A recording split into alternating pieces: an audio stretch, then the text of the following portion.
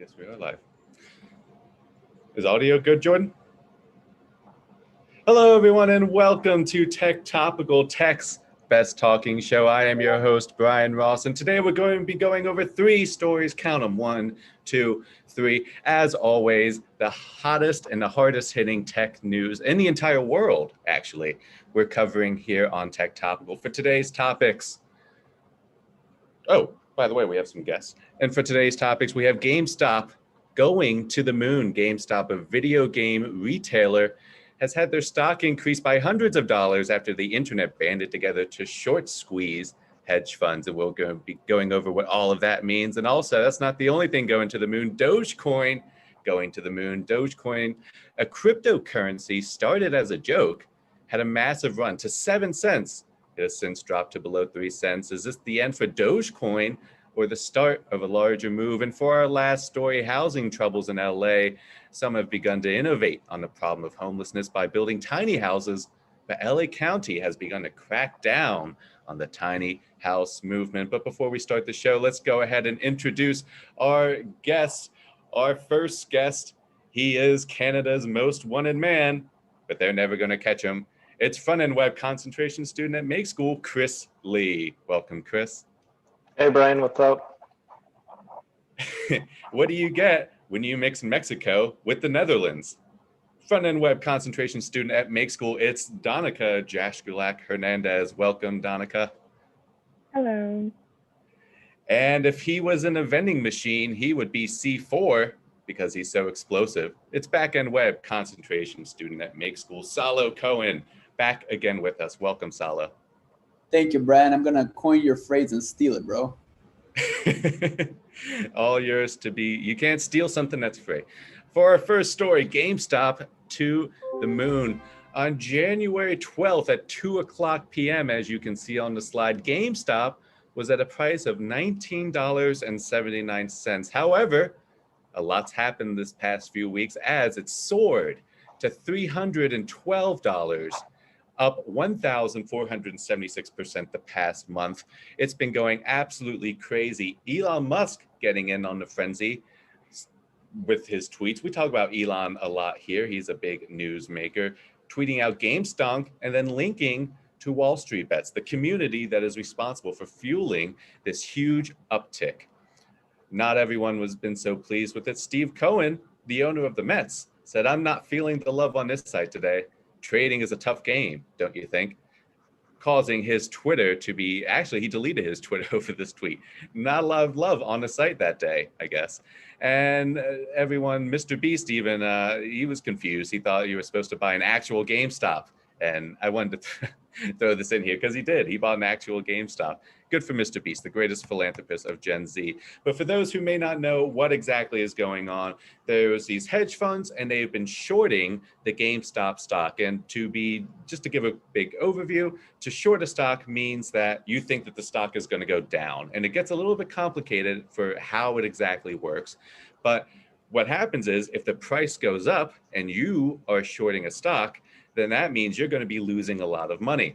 And so the internet community, Wall Street Bets, has been pumping this stock to try and get the hedge funds to cover their shorts. Because if they cover their shorts, then the price goes up even higher. And it's all very, very interesting. However, Robinhood stopped trading of the stock as well as almost every other broker out there. You could not buy a GameStop stock and you could not buy a bunch of different stocks, TMC, AMC you couldn't buy, and a whole bunch of other stocks you couldn't buy. And it's all very interesting. And if you have thoughts about this, we are, of course, live on Twitch.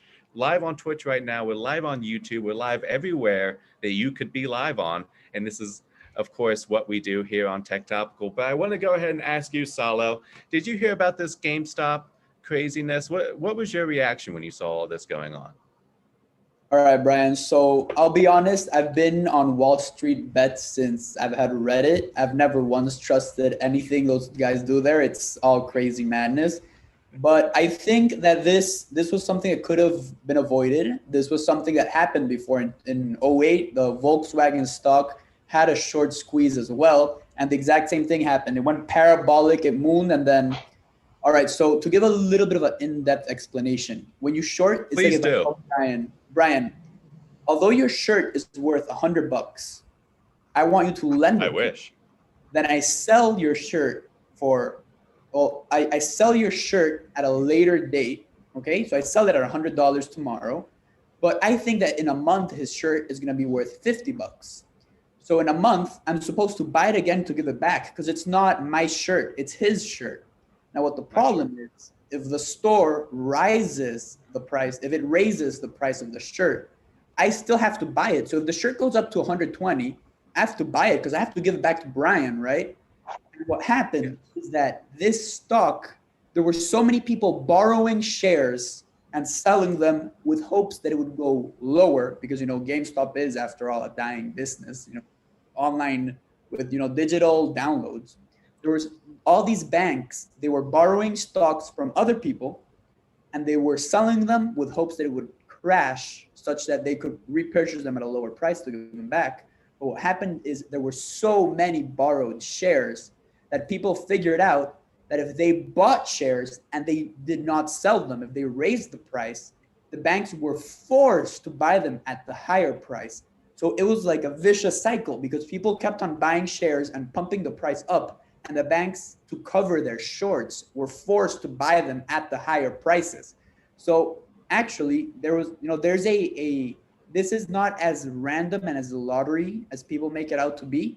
This was something that a lot of people could have predicted, and that's why it got such huge movement. It was because it's not like buying any stock. It's not like betting on Tesla or on like literally any other stock. This was a mathematical and financial occurrence, which is what's so interesting about this. Super interesting. Going to the chat, Ponderasti asks, Brian, can you be honest with me? Did you short GameStop? And the answer is, well, I saw it go up to 60 and I thought, well, heck, all the GameStops around me are closing. I guess I'll buy some puts. And then it kept going up, and then I got rid of my puts. I was like, you know what? I'm not even going to touch this thing. I shouldn't touch it. Hydrochloric says, if you short GME, you're the worst. And I agree. After I sold my shorts, they are the worst. Chris, I want to ask you, what was your reaction to all of this GameStop? Did you hear about this up in Canada? Yeah, I did. We have news as well. It's pretty nice on our TV. You do? Yeah. I'm financially illiterate, so I don't know too much, but I did look into it, and honestly, I think it's pretty funny. I like what they did.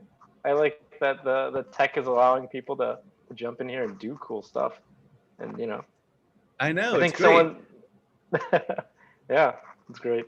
It's definitely great. It's great that the internet community is sort of acting like its own hedge fund now. Like these people, they're banding together. They're buying a whole bunch of stock. I personally, I think it's a good thing for the world. And Danica, I want to ask you, did you buy any of this GameStop stock? I know you're a big trader. I'm not a big trader. For GameStop, no. I actually hadn't heard about anything that happened until I saw it coming up on, Twitter, TikTok, Instagram, and just reading it there. I know my brother tried to buy some, but by the time that he got to it, Robinhood already stopped people from buying anymore. And at that point, he kind of was jumping on to trying to get stuff from Nokia. So I tried to put $20 into Nokia, but then Robinhood returned it back to me. So that's right. Nokia was another one that they stopped trading on. Now, Salo, Ryan, apparently. What are your thoughts on what happened to Danica? What do you think about Robinhood not letting people buy certain stocks? That's what I was going to ask you, because I've been doing a little bit of homework, and I'm not a financial expert by any stretch of the imagination. However, when I was looking into this, apparently it's not Robinhood's fault. Now, that was a surprise to me because I got all fired up about Robinhood, but I had to sit back and think, everyone started piling on. And when too many people move one way, I get a little bit suspicious of what's going on. So I began to think, I was like, did Robinhood really want to delist GameStop? And when I looked into it, apparently there's something tricky with the capital requirements. So when I buy a stock, Robinhood doesn't actually get all the money until the money clears, but it's complicated because they have to They have to send it to a clearinghouse, but they are their own clearinghouse. And in other words, there's this thing called Citadel, who apparently sits above all the brokers, and they're the ones that are really responsible for what goes on. And they had liquidity issues. Does any of that ring a bell to you, Salo? Yes. All right. So let me tell you a little bit about how this works. Pre-Robinhood, right? Before Robinhood, your average person was not able to put money in the market. It was a lot harder. You either needed a broker, or there were certain websites such as Ameritrade, Charles Schwab, that you could go to, but you needed to be approved. Like it was not as easy as downloading an app. I've never used Robinhood. I'm not from the US, so I can't access it. But from what I've heard, it's really easy to open up a Robinhood account and invest your money. That was not the case before Robinhood. Before Robinhood, if you wanted to buy a stock, you had to pay a certain fee, or you had to pay your banker. It wasn't free. You couldn't just trade up and down all day. Now, Robinhood's business model changed from how the trading works fundamentally. And the issue came that Robinhood, they don't technically own all the stock, right? You pay them, they buy it off someone, Citadel, I believe, or I'm not sure who buys off, but they buy off someone. Let's pick on Citadel. Percentage. So if you buy for $8, Robinhood in reality, it costs them like $7.99, right? So they're making that tiny little bit off you, and they're buying it from this third party who has the stock. Now, if the third party can't sell it or refuses to sell it, Robinhood can't sell it to you. But what they're saying is that Robinhood did not have this clearly, explained. So they're actually filing a class action lawsuit against Robinhood, because what they're doing is kind of market manipulation, It's the same as if the president were to say, hey guys, nobody buy this or everybody buy that. That specific stock would be extremely volatile, and that's, by definition, market manipulation. So that's sort of what happened with Robinhood. They're saying that the hedge fund buddies that put the seed money in, that are investors in Robinhood, that were losing billions and billions, and we're talking, I think there were $70 billion worth of losses combined. They're saying they told Robinhood, you guys have to stop this or we're pulling our money. So that's where it gets really shady. That is really shady. Going to the chat. Join the resistance. Buy and hold on Monday. It's going to 1,000. Now I have to do a disclaimer. Nothing on the show, of course, is financial advice. You should not buy or sell based on the recommendation of anyone on the panel or anyone in the Twitch chat. However, Twitch chat does know everything. Stabby Cat says there's a class action lawsuit against them now. There is a class action lawsuit. It actually is a few class action lawsuits. So we'll see the system at works. Hydrochloric also says the billionaires sacrificed Robinhood's reputation to try and scare people into selling. Chris, they're criminals. Is this a little bit of class warfare? Does that sound like that to you, Chris? Well, I did hear someone say that this Robinhood thing with GME is a big wealth transfer from the hedge funds back to the people. I thought that was hilarious. Yeah, I did see that. I want to ask you, Chris, where do you see this going? I know you have a lot of experience out in the world. Is this something that goes away quietly, do you think, with the next big news story, or is this maybe the start of a larger trend? I hope it's the start of a larger trend. It's cool to see tech really entering people's lives and making things that were not accessible. I think that's awesome. And maybe it's a good thing. It might be a good thing. I'm really, really interested to see how this all plays out. And Danica, I know you're a woman of the people, and I want to ask you, where do you fall on this debate? Do you think the hedge funds did anything wrong here? Should they be in jail, or should we be mad at someone else? Who should I be mad at? I feel like there's a lot more complexity to this than just the GameStop stock and Robinhood. The stock market has constantly caused corruption. Look back at the beginning of the pandemic when all these brokers got insider information and started selling stocks because they knew that the pandemic was going to cause an issue with their stocks. So I'm hoping that all of this will kind of help us redistribute the wealth back to, the middle class and the lower class. I've seen a lot of memes now where they kind of just tell the stockbrokers, hey, you lost all this money. Why don't you like stop eating avocado toast or start rebudgeting everything? So I'm hoping that this causes a domino effect and a bunch of other stuff happens for the middle and the lower class. That's right. Maybe if they got the Hulu with the ads instead of Hulu without ads, Exactly. that might actually be doing something. I don't know. We'll see. There's a lot of interesting variables going on here. So much has been going on. And I'm not sure how this is all going to play out, but I hope it plays out good. Going to the chat again, Hydrochloric says they decided the lawsuit would cost them less than the losses if they let the market be free. Very interesting take. Stabby Cat says there's definitely some platforms that are encouraging class warfare. Goes on to say a lot of people are angry that it's okay for the hedge funds to play the game, but once the lower classes learn the rules, they're blocked out of it. And Salo, I did want to get your last take on this. It seems like there's different sets of rules, right? There's rules for you, the rich monopoly man, and then there's rules for me, the little guy on the bottom. For instance, like the pattern day trade rule and other rules about like accredited investors and things of that nature. What's the deal with all of that, Salah? All right, so as far as I'm aware, and I'm by no means an expert on this, to be considered an investor, I don't know if it's still valid, but I remember at some point in the US, you need to have a combined income of, say, I think it was like 250K per household, something like that. I think so. And I think there's a good reason for that. It's normally because if you have that kind of money, usually if you lose it, you're not going to, it's not going to impact you so much on over your overall finances. Whereas more little guys, if you lose all your life savings, and they may not have been much, it's a big problem, right?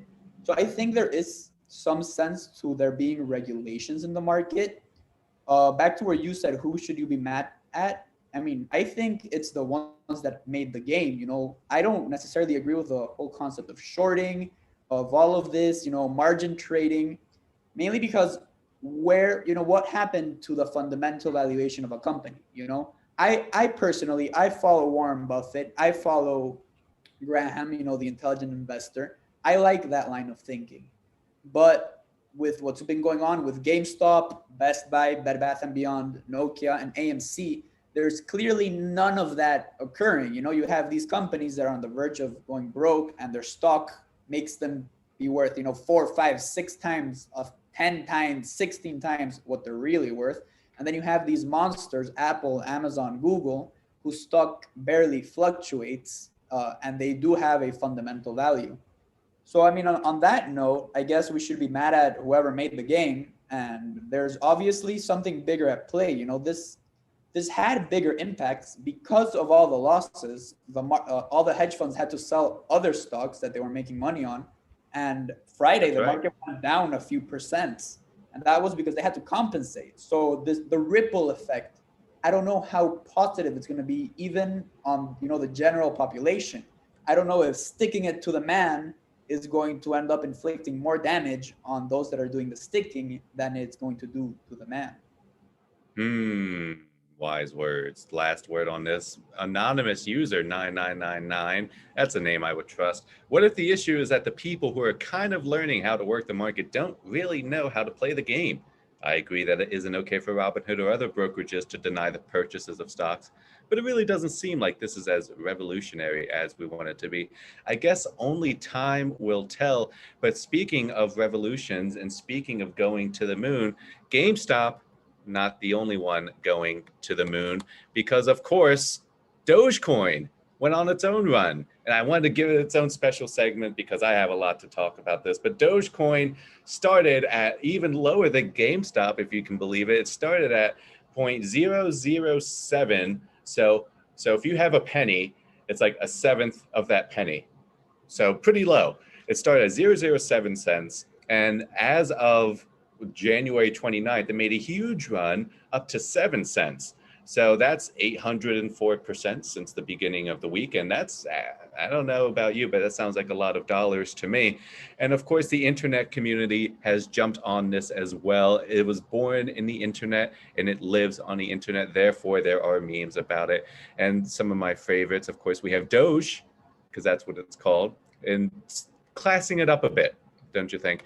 And of course, that's what the original Doge looks like.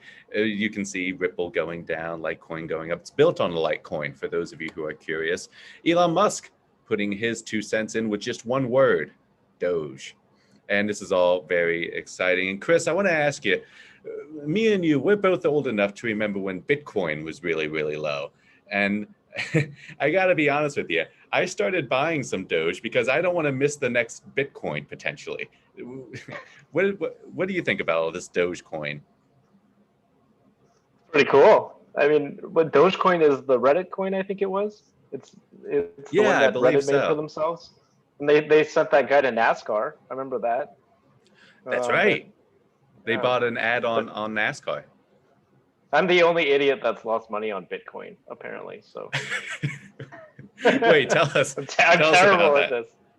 Chris I'm a product person. I don't understand money or finance, but I moved all mine to, I think, VeChain, because I thought it was really cool as a technology, and I believed in the technology.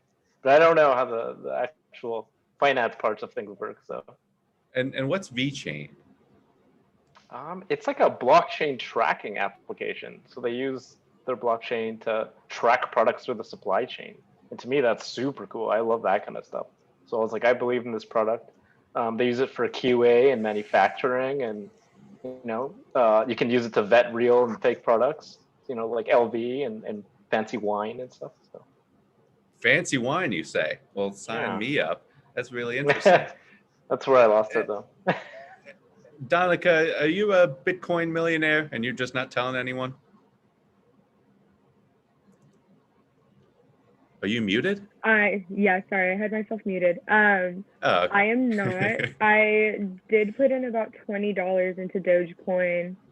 I took that $20 out, and now I'm just kind of letting whatever wins I had from that night sit in there. But that's all I have for that. Man, you're making a whole bunch of wins. I actually bought some Doge too. I have $100, which is 3,000 Doge or something along those lines. So We'll see. I'm going to keep adding to it. Salo, how much Doge do you have? So sadly, Brian, I'm out of the crypto game as of right now. I had my fun with Bitcoin. I knew about Bitcoin back in 2012, but I was a young kid and nobody listened to me. Had they listened to me, they would have been Bitcoin millionaires, though. But no, sadly, no Doge earnings for me. Nothing. What do you think about this rise for Doge? Are you a believer in this? I believe in crypto and blockchain. I don't know anything too specific about Doge, but I have something interesting to say about Elon Musk and crypto, if you're up for that. Oh, please share. All right, look at this. Early on, Musk got an SEC warning because of market manipulation with Tesla. I don't know if you remember. That was a few years back. I do remember. Funding secured. All right. Then recently with GameStop thing, he tweeted about it. And I know he wasn't the main driver of this, but his tweet definitely helped impulse it up. Ready? Now watch this. I'm ready. Those have no regulation. So he tweeted about Doge. I'm sure that probably made it go up. And then he tweeted about Bitcoin a few days ago, and it went up from 30 to 37K because he tweeted about it. So my theory is my man's Elon realized that he's a bigger influencer of the crypto markets than he thinks, or that he previously thought. So he's buying cryptos, then tweeting about them, and probably selling when they, multiply times 10. I mean, dude's a billionaire. Think about it. He could put $1 million into each one of these things and then tweet about it. And then he pulls out with 10 million, 50 million. That's what I think my man Elon is doing. Wow. Huge accusations, Donica. What do you think about that? Does that sound right to you? I know you're a huge Elon Musk fan person. I'm a little torn on it. I do find it comical. I think it's funny. But at the same time, I'm kind of in the boat where I if he was doing something beneficial with the money, then I would be on board with it.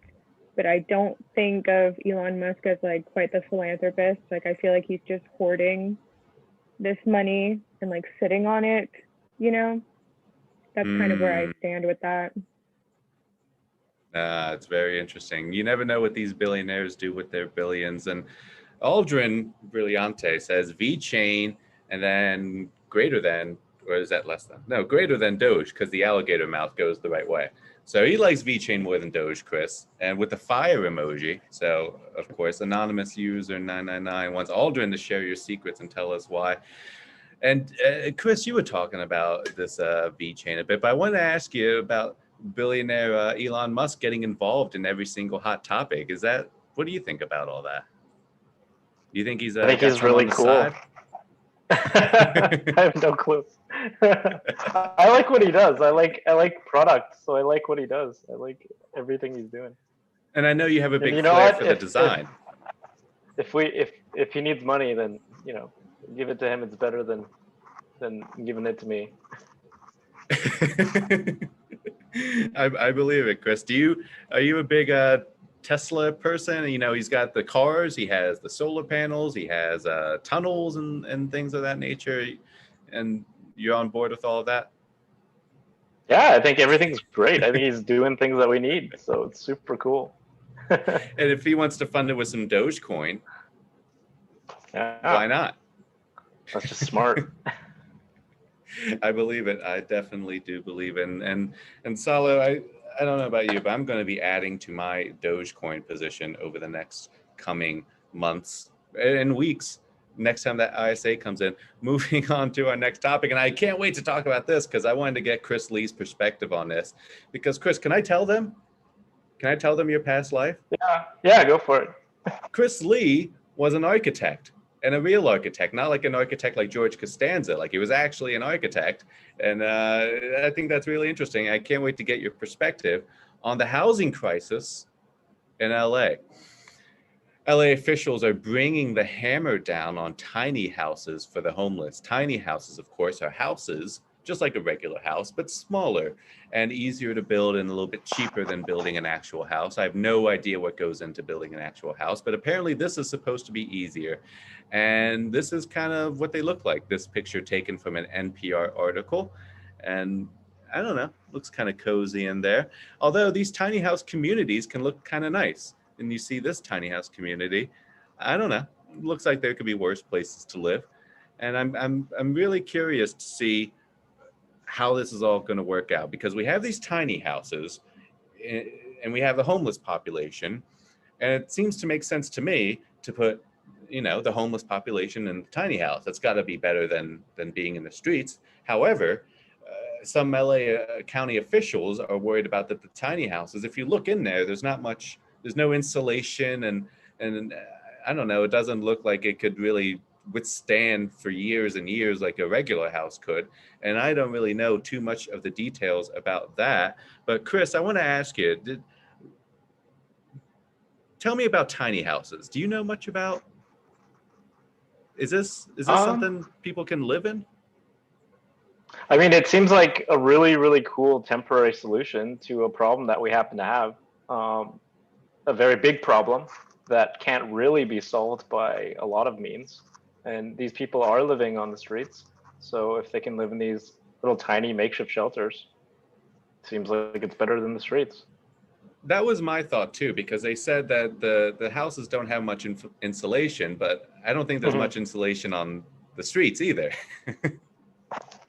Yeah. So what goes into building a house, actually?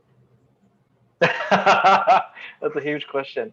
A lot goes into it. Well, I guess with these tiny houses, they're just trying to solve like a very temporary issue, like shelters are not a perfect solution, and we can't just build things for them. It's very expensive to build. It's super expensive to build, which is why I kind of left that industry. And so, it just seems like this is kind of a stopgap, and it seems very humane. There are problems with it. There are goods and bads, You generally don't want too many people that are low income to congregate in a single place. It causes a lot of problems. It costs a lot of resources to do so.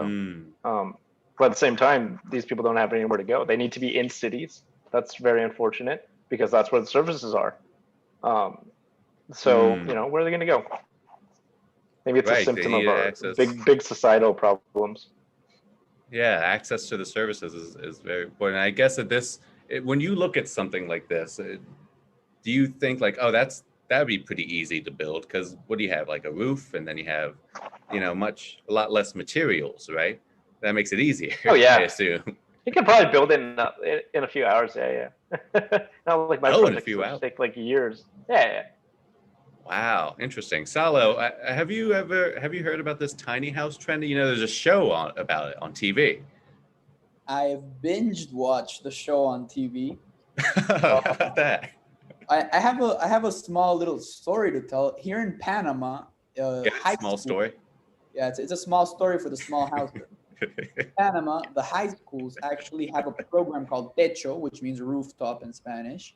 And what they do is that they send the students over to places where, there's a lot of homeless people. And the students spend the weekend building houses, and they pretty much build tiny houses. They spend the weekend, you have 3 or 4 kids, and they can pull a whole house in, 2 days, right? Super cheap, super low cost. So I'm all for the tiny houses. If we were, in LA, I don't think there's hurricanes. There isn't any hurricanes in LA, are there? Yeah, I mean, I think so. If you were in Miami, I actually grew up in LA. Oh. So, yeah. You've never seen a hurricane, have you?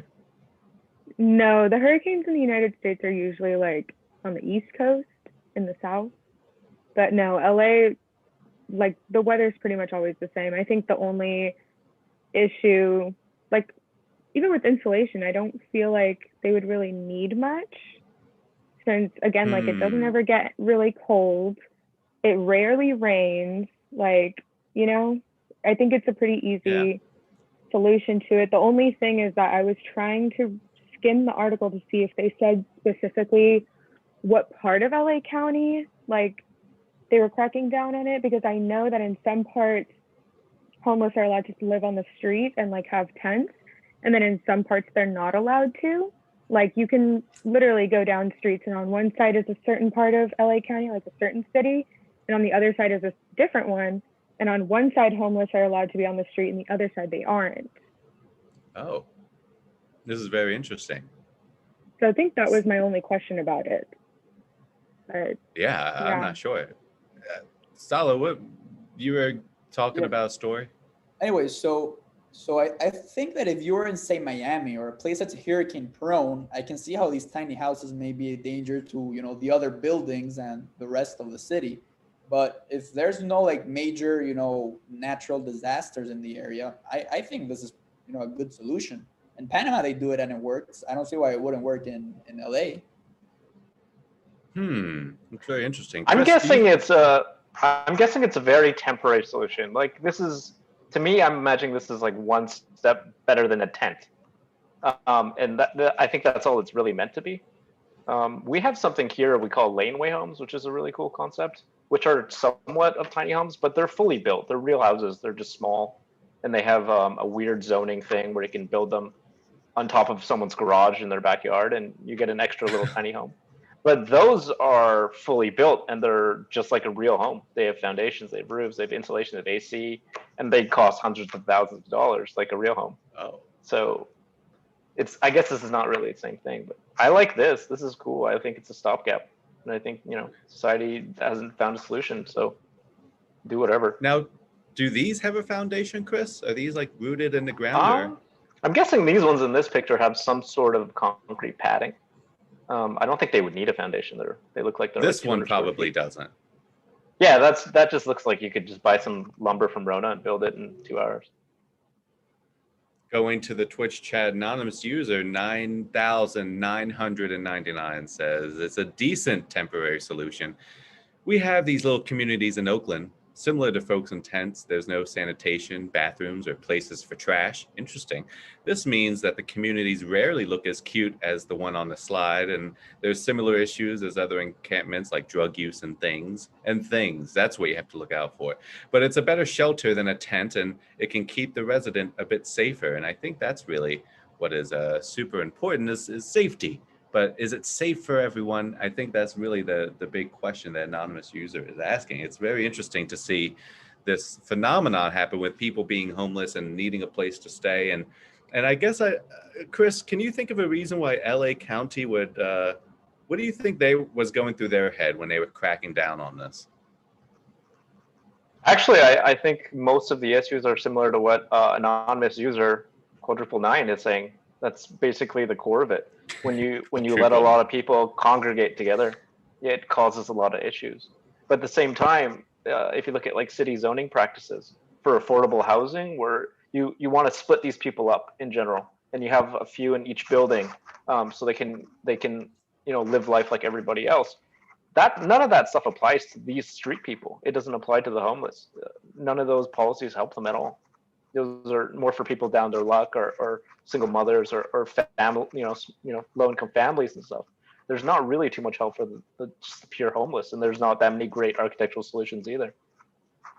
Very interesting. I like that perspective you're putting on it with the housing. You want to make sure that people can get into different types of neighborhoods, because if you put them all in one neighborhood, then you could exclude them or ignore them, or everyone kind of knows, like, oh, I see where you're from on your address form, and that's kind of sketchy. You're from there. What's it like there? And Donica, I want to ask you: is that?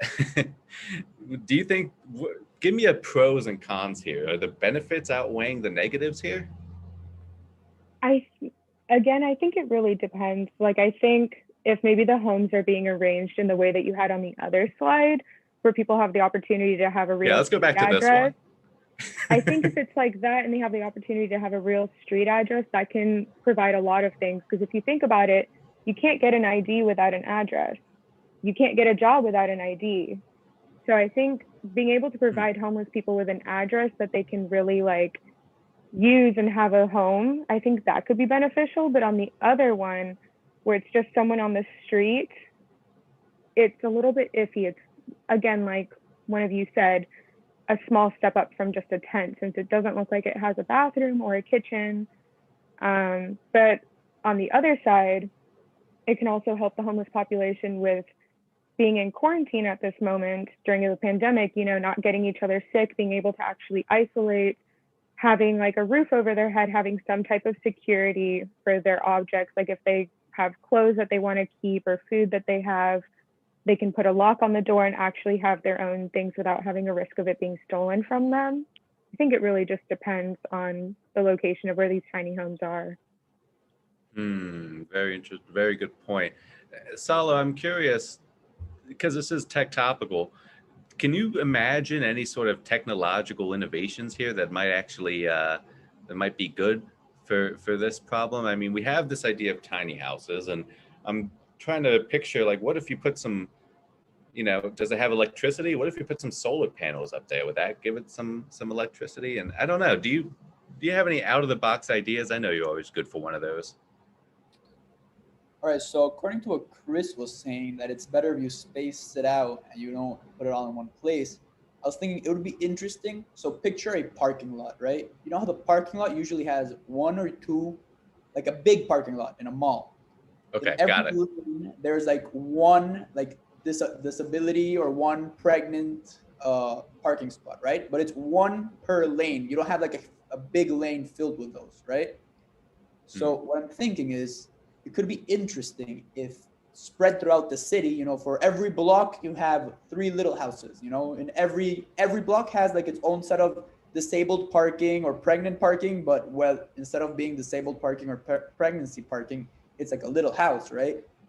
With respect to what you said about the solar panels, I mean, yes and no, because remember, an idea is to keep the costs very low, but I could see how maybe filling them with solar panels and maybe putting that energy back into the grid could incentivize politicians to allow more tiny houses to be built, because they'd be saving money on electricity and doing something eco-friendly and for the good of the people.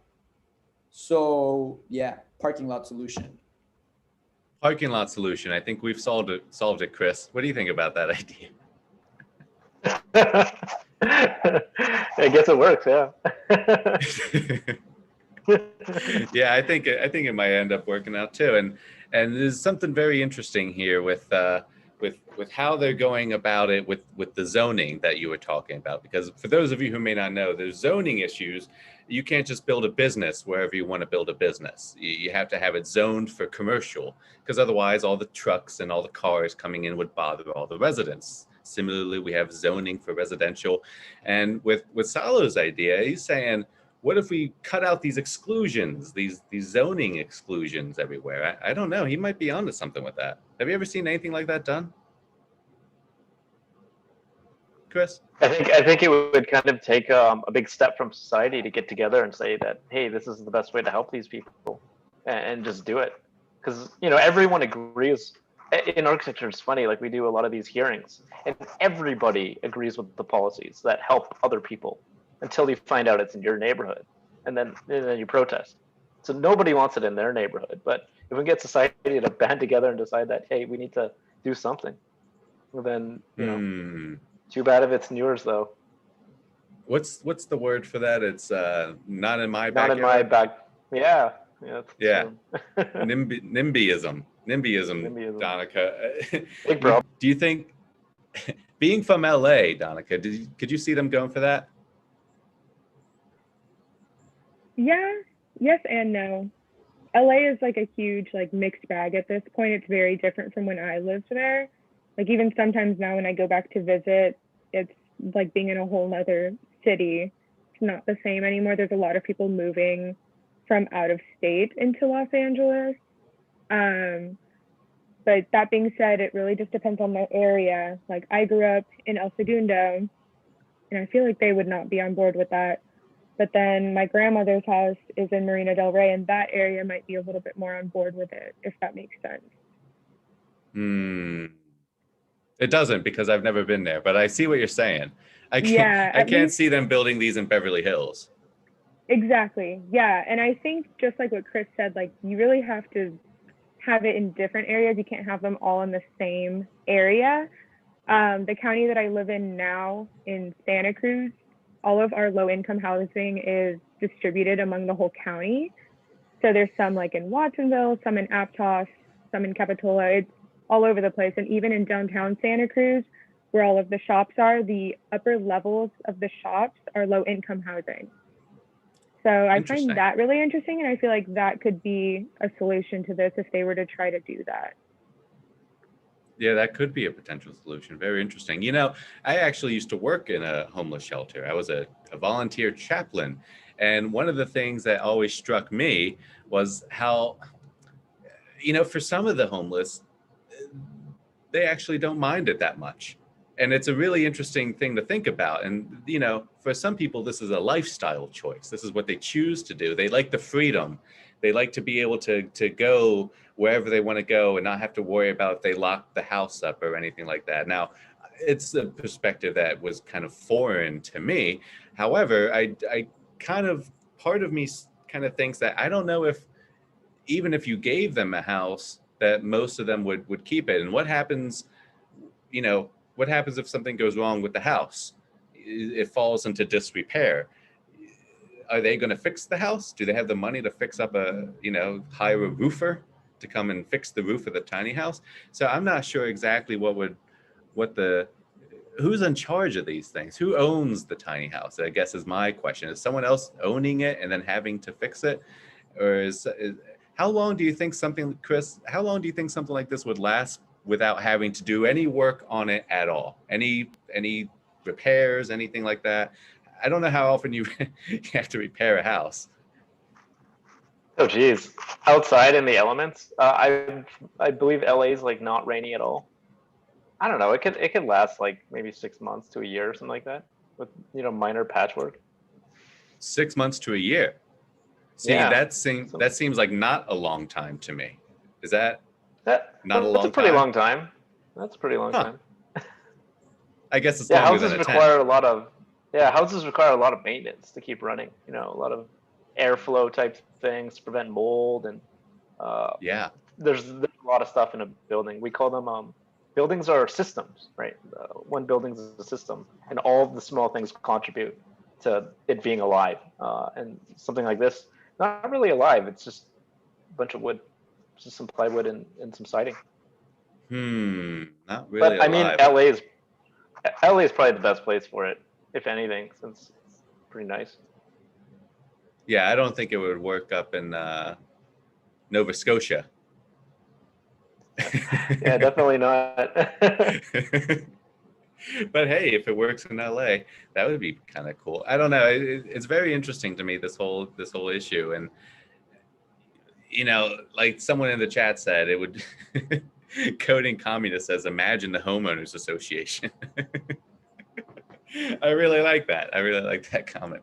Stabby Cat says, definitely wouldn't work here in Florida. And yeah, because pretty crazy weather down there in Florida. I'm not sure if it would work here in New Jersey either, because I know outside it's pretty cold, and I wouldn't want to be in there if it's super cold unless I had a space heater. But even then, I don't know, because you know what they actually do? This is actually interesting. For a lot of the homeless population where I was, what they would do is during the winter, because here in New Jersey it gets cold, during the winter, a bunch of homeless people would just disappear. And you'd be like, haven't seen this person in a while. And then when the summer comes, they come back and they're like, oh, where'd you go all winter? And they're like, well, I got on a bus and I went down to Atlanta. And they stayed at a homeless shelter in Atlanta. So you never think of the homeless as being super mobile, whereas, they have a whole different type of lifestyle, a whole different type of vibe going on. And I don't know, Salo, does Panama have homeless people? I assume they do, right, Salo? I mean, honestly, I'd think so too, but I've been to a lot of places in the US where homelessness, you can see it, it's very apparent. And let me tell you that, I mean, I don't think I see and I've been to everywhere in Panama. You don't see a lot of homeless people here. That's something interesting. I'd never thought about it right until you brought it up, Brian. So yeah. Because I never hear about other countries having a huge homeless problem like we do, Donica. You're a world traveler. Do you think, is there a big problem with homelessness and outside of America? I would assume. I'm having like amnesia right now, but I feel like it really depends on the country and their policies on that. Because I think if you were to go to a socialist country, this wouldn't be as much of an issue. And I was even thinking like this tiny home project would be great if they had like resources, like they could kind of like tack onto it. Like you get this tiny house and you also get these resources like haircuts, help with getting job interviews, just like putting people that want it. Because obviously, like you said, like some homeless people, they chose this as like a lifestyle. And we kind of have that here in Santa Cruz as well, where some people are choosing that lifestyle. But for the ones that fell into that lifestyle, not out of choice, but just kind of like, that's what happened to them. They either grew up in that and they ended up there, or they want to get out of it. Giving them a path to get out of it with these homes would be nice. However, with, American politics, I don't think that would happen anytime soon. And I think it would take a lot to get something like that. But that being said, it really depends on the country's policies, because even when you go to certain countries in South America, when I went to Peru, there's no, forgive me if I'm wrong, but when I was there were no animal control or animal shelters, and there were a lot more homeless dogs or dogs on the street than there are in the United States. So I wonder if that kind of, if that makes any sense. That we have different policies than other countries do. If I may add to Danica's point. Please. So in Venezuela, and I assume it must be what happens in Panama too, a lot of people that have very low to no income. So in Caracas, there's like a huge mountain, right? It's a valley, Caracas, basically.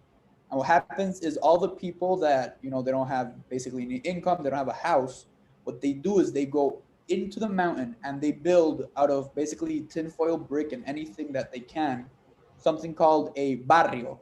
Like it's just a general zone filled with this. I've heard of that.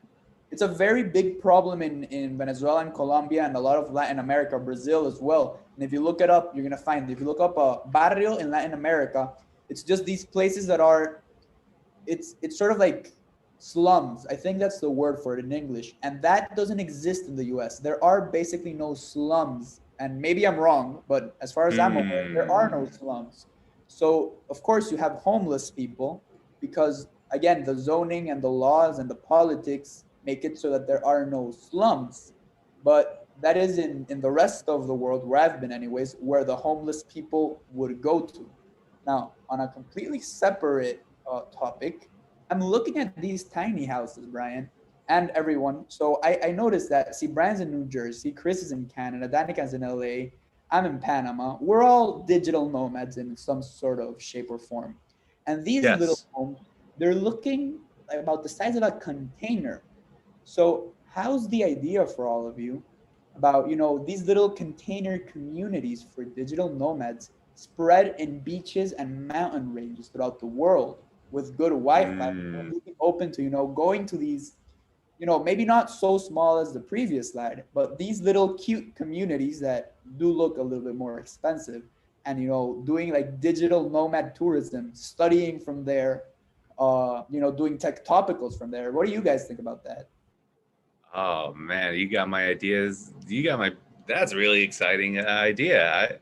I mean, I'm used to having a small space, and what do you need a big house for when you have the beach, Chris? Bigger I than a don't know. Would mall. you go for that? That would be awesome. If they give me the what's it called, the work remote, and this becomes like a big thing forever. I'm doing that. It's sort of like it's almost like a mobile home, but maybe more aesthetic. Is that? Do you think, Chris? Yeah, Is that it like? seems really cool. I like, so most of my career I've spent building big giant mansions, like super nice mansions. That's what I build. That's kind of my market area. And honestly, building them for so long, I hate them. I would rather live in a little tiny house too. They're Yeah. soulless and they're too big. The kitchens are nice then, but That's sort of like when I worked at Chickies and Pete's, and I was eating so many of the crab fries that I got sick of them. Exactly the same. Donica, let me go to the Twitch chat. Okay. Let's see here. There's a coding communist in the chat. But they're anti-Stalin, so that's all right. Let's see here. Other than the socialist countries that can't provide for the citizens, the Soviet Union massive economic decline. Yeah, I think a lot of it depends on the economic wealth of the country itself, and that was an interesting point you had, Sala. But first, I want to get Donica's reaction, because Donica lives in LA. What better place to be? Could you see yourself in one of these tiny houses in LA if you had great Wi-Fi and you could DoorDash and you had stuff in the vicinity? I actually don't live in LA anymore. Oh. I still do live in California. I just don't live in LA. I live in the Bay Area now. I am someone that, like, I have a lot of things that I like to have in my living space. And I also like to have a space that I can come home to every day and relax. And I think if it was like my home and I had control over what I have in it, I would love to have something like that. But if it was something where I'm just there for a few months and then I move on to another one for a few months, I think it would kind of disrupt my lifestyle a little bit in a way that I wouldn't want. But I mean, to each their own. I can definitely see a lot of people liking that. Twitch chat, what do you think? Twitch, would you get in a tiny home and move it around? I guess if I had a tiny home, you know where I would take it to? I would take it. Let me think. I thought I'd think of something by the time I started that sentence. I think I would probably try and take it probably to LA, to be honest with you, because I like the weather and they have a beach there and there's a bunch of nice stuff. If you go to Florida, it's too humid and they have all the bugs and the crazy weather. If you go to Texas, it's, very tropical latitude wise. It's on that tropical belt, especially down near the south. Very hot. I don't think I'd keep it here in New Jersey unless I was ready to. There's very few places on the planet that have good weather year round. And I think California has a monopoly on all that great temperate coastline. Salo, where would you go? I think you're a bit more traveled than me. But wait, before you do that, let me go to the chat, because the chat, 100%. Stabby Cat agrees with you, Sala, 100%. If it was a free tiny home, I'll take it, says Rakiwa. I like tiny things. They are very cute. I would agree. Stabby Cat says, I'd love to have a transportable tiny house. I guess like a mobile home. And then Coding Communist said, like those fires. Oh, the CA weather. Yeah, I guess if you have a tiny house in CA, you have to worry about the fires. But so I was going to ask you, where would you put your tiny house? Any beach on the Caribbean, dude. That's the place to have a tiny house. What about the hurricanes, though? Would you be worried about that, or? I mean, there has to be just a way make it to have floatable. Yeah, there has to be a way to have a tiny house that can withstand a hurricane. That's a matter of logistics at that point. It's not a bug, it's a feature, Brian. Chris, could you engineer a tiny house like this that would withstand a hurricane? I bet you could. There's probably a chance. It might. The foundation might be 10 times the size of the house, but it could work. Maybe you can make that like an underground layer. So like you have a tiny house, but then the underground is like a huge mansion. Now that would be cool. Brian, underground connecting. Imagine under all these houses, just a big hallway. That's where the party's at. Wow. And you know what? You could do that. All of the people from Wall Street bets could come and live in the houses. We could all collude in real time. And that might be something. Because we have great Wi-Fi. We can do that. The opportunities are endless. Well, masterminds at work here. I think we've gotten to the bottom of this housing crisis. I think we've solved it. I think the solution is tiny houses that are free, that you can put anywhere, and with zoning restrictions. Is that where we ended up, Chris? Yeah, I guess. Yeah. Donica, are you on board with that? I think so. I think we've gotten to the bottom of it. Salo, it was your idea, so you get the credit for it. It's all your idea, not me. Sounds great, Brian. All right. Well, I had a great time here on Tech Topical. Make sure that you like and subscribe here on Twitch, on YouTube, on everything. Of course, we are here every single week. It's Saturday, 7 o'clock Eastern, 4 o'clock Pacific. If you have an idea for a topic, you should let us know. You could let us know right now on the Twitch. Tiny houses without sanitation. Yeah, someone would have to clean it. I agree. But anyway, let us know in the comments. Let us know in the Slack and Make School. Let us know in the Discord. And we will see you all again next week, I think. Thanks again to our guest panel, Chris Lee, Donica Jashkalak Hernandez, and Salo Cohen. You can see them on the internet. Our biggest fans, of course, know who they are. And we will see you all next week. Thank you, everyone. Thank you for having us, Brian. Yay, we're the best.